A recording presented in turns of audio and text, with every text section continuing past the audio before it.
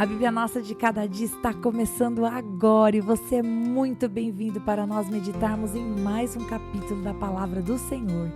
Aqui nesse canal, se você é novo, fique sabendo, todos os dias nós meditamos na Palavra do Senhor, nós lemos, compreendemos e aplicamos para as nossas vidas, porque Deus tem sempre algo novo para falar conosco. Vamos começar?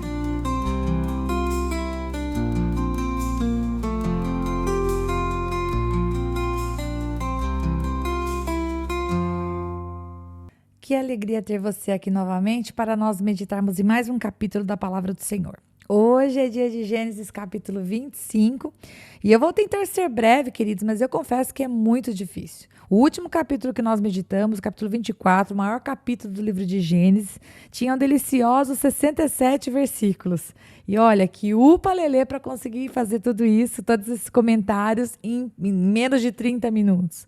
Nós vamos nos esforçar para fazer a mesma coisa, porque embora o capítulo 25 não tenha tantos versículos assim, são apenas 34 versículos, tem vários assuntos para nós cobrirmos. Então vamos começar com força, com animação, porque Deus quer falar conosco através da sua palavra. No versículo 1 do capítulo 25, algo curioso nos é mostrado.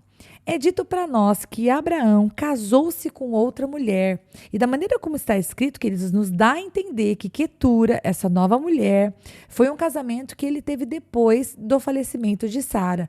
Vamos lembrar que quando Sara morreu, ele já tinha 137 anos. E que, inclusive, o Senhor havia feito um milagre, porque eu não sei se você se recorda, ou se você é novo no canal, eu vou te contar. Deus deu para ele, na idade de 100 anos, um filho chamado Isaac, o filho da promessa, e a condição foi a seguinte: o corpo dele já estava amortecido e Deus deu a ele a condição de gerar filhos. Assim como para Sara, com 90 anos, já havia cessado o costume das mulheres, ou seja, ela já não menstruava mais. E Deus fez um milagre, tanto no corpo dela como no corpo dele, para que ambos pudessem gerar Isaac. Veja bem, 37 anos depois do milagre que o Senhor havia feito, caso esse casamento com Quetura tenha se dado após a morte de Sara, vejamos que o milagre que Deus fez na vida de Abraão realmente foi muito eficiente, porque se você observa lá no versículo 2, nós vamos ver que ela teve filhos com ele. Zinrã, Zoxã, Medã, Midian, Isbaque e Sua. Foram 6 filhos. Agora, o próprio capítulo vai dizer para nós que ela é chamada de concubina. Portanto, talvez, embora Moisés esteja escrevendo sobre ela no capítulo 25, talvez ela tenha, vamos dizer assim, sido uma concubina de Abraão no período em que Sara ainda era viva. Temos clareza nisso em relação à escrita? Não temos. Temos lá em 1 Crônicas 1:32 uma menção de Quetura.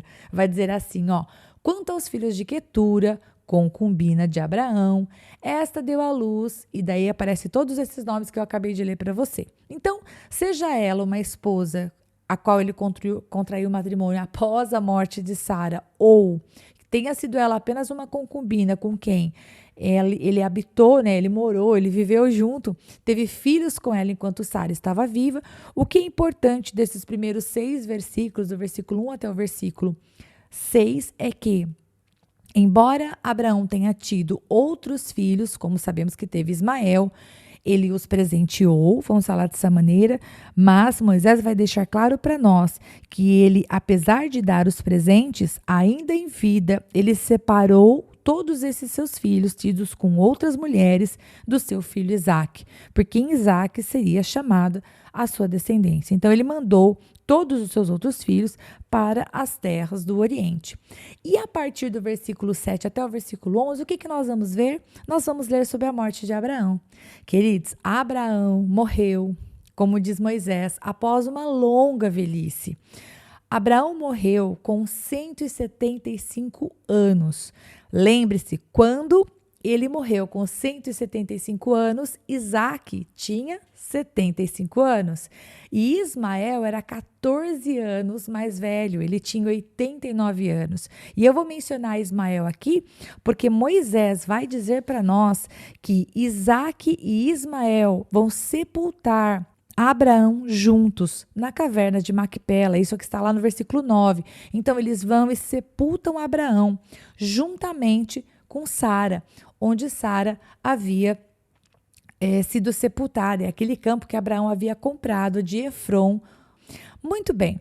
Depois disso, diz o versículo 11 que após a morte de Abraão, Deus abençoou Isaque. E eu fico com a impressão, queridos, que é como se fosse uma passagem de bastão.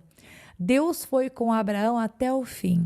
E quando ele faleceu, então o Senhor começou uma nova jornada juntamente com Isaque. E nesse capítulo, Moisés não vai falar para a gente a respeito da vida de Isaque.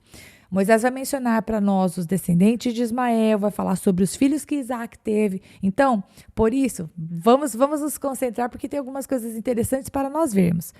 Do versículo 12 até o versículo 18, queridos, nós vamos ver que tudo aquilo que Deus promete, Ele realmente cumpre.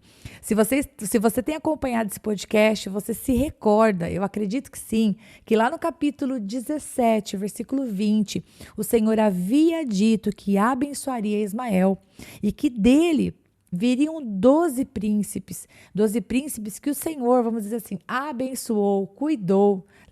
Lembra da história? Agar e ele foram despedidos. Abraão os enviou para longe realmente, mas o Senhor cuidou, porque o Senhor é aquele que vê, ele é aquele que ouve, e ele cuidou de Ismael. Então, 12 príncipes procederam deles. E aqui Moisés vai dizer para nós que Ismael faleceu quando tinha 137 anos. Isaque, nesse momento, tinha 123 anos. Os descendentes de Ismael, eles viveram nas regiões, nas imediações ali do Egito. Do versículo 19 até o versículo 26, nós vemos uma história muito interessante. Moisés vai nos contar que Isaque tomou por esposa a Rebeca quando tinha 40 anos. E por que eu acho isso interessante? Eu já disse isso aqui no canal. A palavra do Senhor explica a própria palavra do Senhor. E essa frase não é minha. Eu copio ela de um homem de Deus lá de Araraquara. A Bíblia explica a Bíblia. Então, nós vimos que no capítulo anterior, nós vimos que Isaque tomou Rebeca e que ele foi consolado da morte da sua mãe. E dá a impressão pelo texto que ele se casou com Rebeca na semana seguinte, depois que a mãe havia falecido. Mas não é assim. Quando a sua mãe faleceu, ele tinha 37 anos. E ele se casou quando tinha 40 anos. Ou seja, por 3 anos, ele não se casou. E a morte da mãe ainda entristeceu seu coração. Mas, quando encontrou Rebeca, ele foi consolado da morte da sua mãe. E no versículo 21, nós vemos que Isaque orou por Rebeca e que Deus fez com que Rebeca fosse fecunda, porque Moisés vai dizer para nós que antes ela era estéril. É lindo ver que Isaque conhecia o Deus do seu pai e sabia exatamente onde buscar ajuda. E também é lindo ver Deus respondendo à oração dele. É notável ver, meus queridos, que Rebeca, a quem Deus escolheu para ser a esposa de Isaque, era estéril. Você lembra que a proposta, a palavra dizia que em Abraão, em Isaque, seria chamada uma descendência? Pois é, era a segunda mulher estéril que estava nessa linhagem. Primeiro foi Sara estéril, a mãe de Isaque. E agora era Rebeca, a esposa de Isaque. E aqui a palavra do Senhor Deus diz que ela não conseguia ter filhos. Então, Isaque orou por ela e Deus fez um milagre. E ela foi abençoada para gerar uma descendência. Isaque, ele teve que enfrentar um impasse, queridos. E Moisés, de maneira breve, vai mostrar como foi que ele venceu. Ele venceu orando. Se você continuar lendo, você vai descobrir que Isaque, ele vai ter filhos quando tinha 60 anos. E ele se casou com ela quando tinha 40 anos, como a gente pode ver no versículo 20. Ou seja, eles ficaram 20 anos sem ter filhos. Isaque e Rebeca foram ter filhos 20 anos depois. Ele orou e o Senhor respondeu.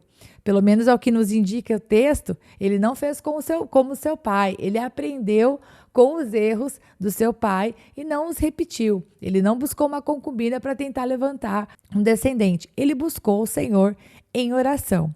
Vemos também no versículo 22 que também Rebeca buscou respostas diante de Deus, porque enquanto ela estava grávida, ela sentia que havia como se fosse uma luta dentro do ventre dela. E quando ela busca Deus, queridos, a gente vê aqui que Deus não faz separação, né? Só fala com homens. Não, Deus fala com mulheres também. Ela vai buscar o Senhor em oração e Deus fala com ela. No versículo 23, o Senhor vai responder à oração dela e vai inclusive revelar para ela algo que iria acontecer no futuro, não apenas aquele momento. O Senhor vai dizer para ela que 2 nações lutavam dentro dela. E nessa conversa, o Senhor vai revelar que o filho mais velho, que era o primogênito, né, aquele que nascesse primeiro, ele iria servir o mais moço.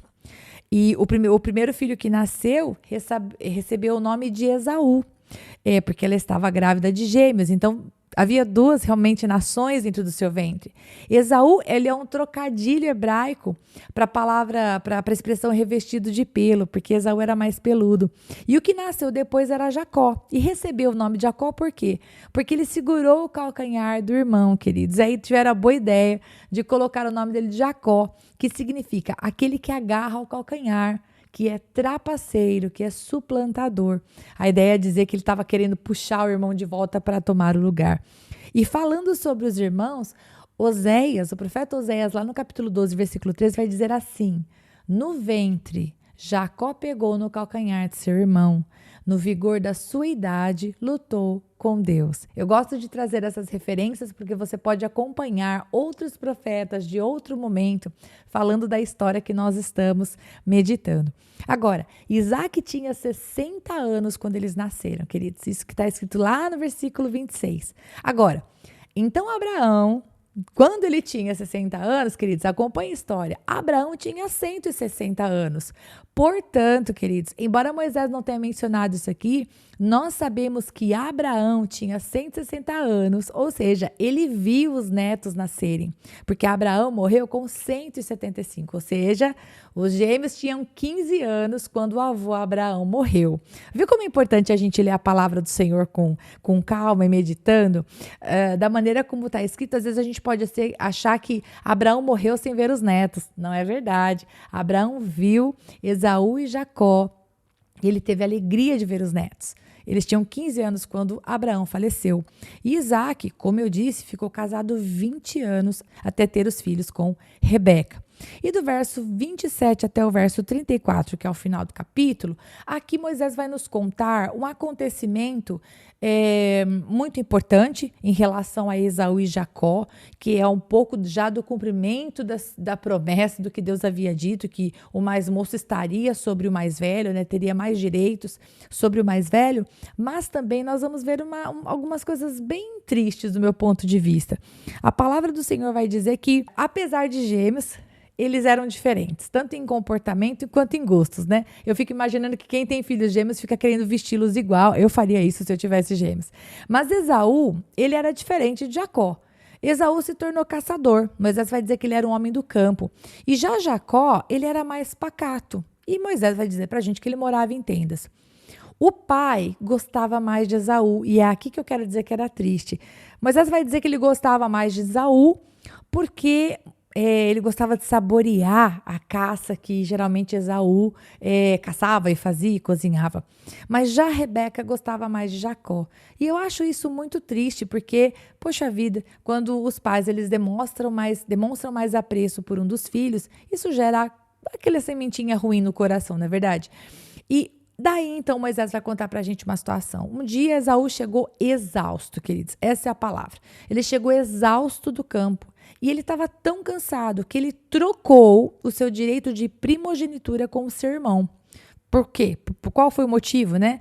A palavra de Deus diz que ele estava exausto. O seu irmão tinha preparado um prato de ensopado de lentilhas. E então Jacó se aproveitou daquele momento em que Esaú estava sem forças e ele disse: você troca o prato de lentilhas, né? Você troca o prato de lentilhas pela sua primogenitura? E Esaú pensa: eu estou morto de cansado, eu troco. E então ele troca. esse direito tão valoroso para a época, porque o primogênito, ele não era apenas aquele que iria herdar do pai a maior parte, a melhor parte da sua herança, mas ele também era aquele que iria governar a família na falta do pai, uma grande honra. E ele simplesmente abriu mão por um prato de comida. E então, Jacó faz ele jurar, e assim termina o capítulo. Inclusive, Hebreus 12, 16 diz assim: e cuidem para que não haja nenhum impuro ou profano, como foi Esaú, o qual por um prato de comida vendeu o seu direito de primogenitura. Isso nos mostra que o autor de Hebreus, depois de tanto tempo decorrido dessa história, ainda vem nos exortar para que a gente tome cuidado para que a gente não venha trocar na nossa vida coisas importantes num momento de cansaço, de desespero, de desventura, de falta de esperança e tudo mais. E se fôssemos aplicar para as nossas vidas, oh meu Deus. Bom, primeiro, eu acho que essa consideração que eu fiz, agora por último, faz sentido. Cuidado para não trocarmos aquilo que é importante por aquilo que é passageiro, né? O prato de lentilhas, esse cozido vermelho que deu para ele o nome de Edom, Edom significa vermelho. O prato de cozido era transitório, matou a fome e depois, né, foi-se embora do corpo dele. Mas a primogenitura era algo importante, era vitalício, né? Era honroso. E ele trocou. Que Deus nos ajude a não trocarmos aquilo que é importante por aquilo que não é. Se fosse para aplicarmos alguma outra coisa na nossa vida, esse capítulo fala para nós de Isaac e também da sua esposa, Rebeca buscando ao Senhor para ter uma resposta. Que eu e você, nos momentos de dificuldade, fiquemos esperando o Senhor falar. Eles esperaram por 20 anos, sem filhos, e eles continuaram ali falando com Deus e esperando. Pelo menos Moisés não vai dizer para nós que eles fizeram nada que não devia. Mostra ao contrário eles buscando o Senhor nessa situação. Que em nome de Jesus eu e você sejamos assim. Ainda que estejamos esperando algo de Deus que é legítimo. Por exemplo, eles queriam um filho, não estavam pedindo nenhum luxo, não estavam pedindo nada errado. Eles queriam um filho. A espera, o momento em que a gente não tem uma resposta de Deus é um pouco difícil, né, de aguardar, mas que possamos, como Isaac e também como Rebeca, esperar a resposta do Senhor. E eu acho que eu aplicaria mais uma coisa. E aí tem a ver com paternidade, que em nome de Jesus, nós como pais e como mães e como avós e como tios, nós nos esforcemos para não demonstrar que gostamos mais de um filho, de um neto, de um sobrinho do que do outro. Eu sei que às vezes a gente tende a se identificar mais com um do que o outro, né? Se você toca um instrumento e você tem um sobrinho que toca instrumento, talvez você tenha aquela coisa de se identificar. Se você tem um filho que tem a mesma profissão que a tua, é meio possível que você se aproxime mais de um filho do que do outro. Mas que eu e você, nós sejamos sábios a ponto de cuidarmos para que essa nossa familiaridade, essa nossa similaridade, essas coisas incomuns que nós tenhamos com pessoas, às vezes até mesmo em relação ao comportamento, ao jeito delas tratarem as coisas, às vezes a gente se identifica mais com as pessoas, né? Com o filho, ou com o neto, ou com o sobrinho, mas que nós sejamos sábios diante de Deus para buscar tratá-los de maneira a não gerar uma sensação de privilégio, né? De que gostamos mais de um do que o outro. Eu acho que eu aplicaria assim o episódio de hoje. Se você quer acrescentar algo, escreva nos comentários. Me deixe escutar o que foi que você pensou a respeito desse capítulo, caso eu tenha mencionado alguma coisa diferente do que você está pensando. Deus abençoe muito você e até o próximo capítulo, se Deus quiser.